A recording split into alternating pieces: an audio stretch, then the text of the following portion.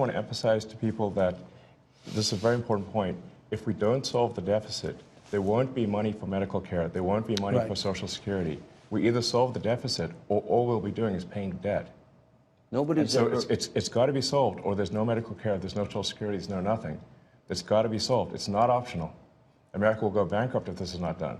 That's why I'm here. Grand Rising, Grand Rising. Hey, welcome to Off Grid with Shay RNB.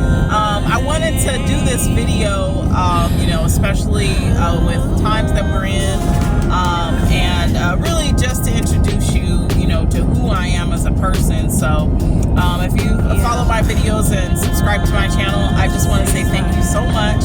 I think that there's a lot that can be learned, from going off grid and taking that big leap.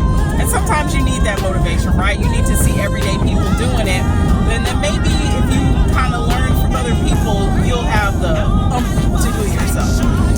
But aside from that, everything that's going on right now with the economic shift, the layoffs, you guys are seeing that en masse. People are starting to put their homes up for sale and losing their homes. It's just a crazy, crazy time. And that was one of the things that made me decide also to move off grid, because I saw that shift a few years back during COVID, and I said, I could take my money that I get from my job and I could go the regular route of the American dream, and I could go put myself into this large, enormous mortgage, right, that might take forever to build equity, for me to pay it off or whatever the case may be. But I decided, not to do that, because there were people who were in my family prior to that who actually bought land. See, they had escaped from what you guys probably know as like the Tulsa Massacre. You guys remember that there was also the Black Migration. This was during the 1920s, and my family, they basically packed up and left Tulsa, Oklahoma in full, and they went and they decided they were going to just buy land with their sharecropper money, and they were going to work together as a family on a farm and on a homestead, and that's what they did. And they survived. They actually flourished through that Great Depression by making that simple decision. And so I just want to say that to encourage you, like during these times, if you are somebody who is like kind of suffering, or you're knowing that, hey, my job is possibly going to be one of those ones that get the axe, think about off-grid living. There's so many options when it comes to tiny homes. It's not just a buying land thing. You can actually also do tiny house on wheels. There are states, California, I believe, is another state along with Oregon, who now has made the approval where you can live in your tiny house on wheels.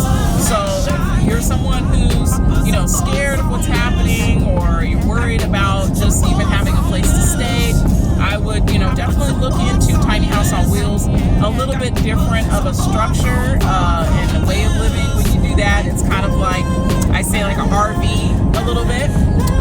But there are benefits of the land thing. The land, essentially, of course, you can have animals.